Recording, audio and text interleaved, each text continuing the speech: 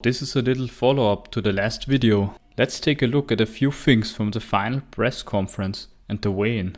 Usyk weighed in at 221.5 pounds, nearly at the exact weight of the last time. And Joshua weighed in at 244.5 pounds, which is 4.5 pounds heavier than last time. So both are pretty much at the weight of the first fight. So this throws the speculations I did out of the window. The articles and videos and the photos about Usyk's weight gain and Joshua's weight loss were going around and led a lot of the boxing public, including me, to the belief that this was to be expected. Even the Sky commentators were wondering and asking Usyk about it. He answered, "Your expectations are not met every time." Nowadays we have to remember that a photo can't be trusted the same way you could back in the 80s or 90s. All these photos on the internet and on Instagram can change your perception by using different angles, lighting, Photoshop, or changing the proportions. This of course can nowadays also be done to video, but it's way easier to manipulate pictures. Just ask the master catfish Andy Ruiz before his rematch with Joshua. He let us all believe that he will be light this time, then he turned up something like his career heaviest. But let's get back to the conference. Both looked very calm and confident. I've watched most of the conference and weigh-in and I haven't seen any trash talking by them. What's interesting is that Usyk's mind games are a lot more subtle. The one thing that stood out was when Usyk, after a face-off, randomly started to sing. AJ awkwardly leaves. This doesn't have to mean anything, but it kinda sticks out. Like who knows if this is on purpose. One of the most interesting Usyk mind games was when he called AJ a superstar before the first fight. In the press conference of Bellew Usyk, Tony Bellew called Usyk a superstar. He then replied, "No, I am not a star. Stars burn off." To me that shows that Usyk understands psychological warfare in boxing, even if his English isn't the best. I think when they face off for the final time, AJ definitely tried to win the stare down, but then gave in. After losing it and trying really hard, he said he doesn't believe in stuff like that and don't think they will be important. He is true to some extent, but I think it's a bit funny when someone like he or a David Haye tries really hard at the public workout and then says, "I didn't put a lot of effort in it," even though the actions say something different. Another interesting thing was when in the open workout, Usyk did go orthodox while shadowboxing for some time. What Usyk does very well is planting these little things to unsettle AJ, which could work well since AJ is obviously someone who overthinks a lot. He also sometimes gives these cringe wisdom quotes. They're kinda superficial. There are some other interesting quotes from the build-up. Usyk in the conference said, "He who doesn't compete doesn't live."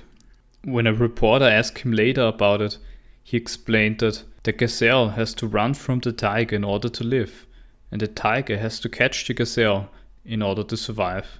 So the one that doesn't compete will die. Then he gets asked if he is the tiger, and he says, "No, I'm a white rabbit."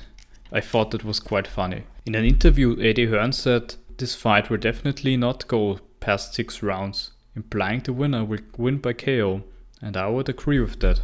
Robert Garcia, Joshua's trainer, said in an interview that they pushed Joshua hard, but he couldn't get Joshua to do certain things. When he was asked if he would train Joshua in the future, he didn't give a certain answer. Is this a potential warning sign from the training camp? The co-main event will be the Croatian Filip Hrgović versus the Chinese Zhilei Zhang. It's a good heavyweight contender fight, and I think Hrgović will take this one. Before I end this, I wanna go over some points you guys have raised in the comments of the last video. I saw that everyone who wrote a prediction in the comments picked Usyk. Samuel Downey wrote, "Great video. You should do more like this in my opinion. I agree Usyk by stoppage or KO mid to late rounds. Joshua must be more aggressive, and he will be. But unless he gets very lucky or catches Usyk napping, no chance. This will simply play into Usyk's hands and he will wear AJ down and stop him. That's no disgrace to AJ. No other heavyweight in the world will beat Usyk either." We talked about most of this before, but I like the last point you raised I also would say AJ's career isn't over after this. Usyk is a great fighter. It's a credit to him that he can compete.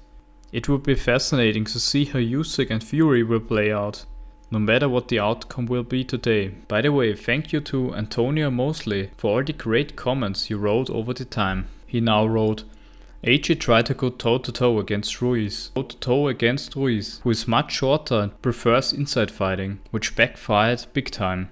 Went with a more boxer approach in the rematch, which caused him to get the win. Then he fought Pulev, which he was the aggressor and dominated. He became overconfident against Usyk by trying to fight Usyk's fight, and this entire corner was giving him the wrong advice. AJ showed improvements like his defense, but his ability to adapt throughout the fight isn't good.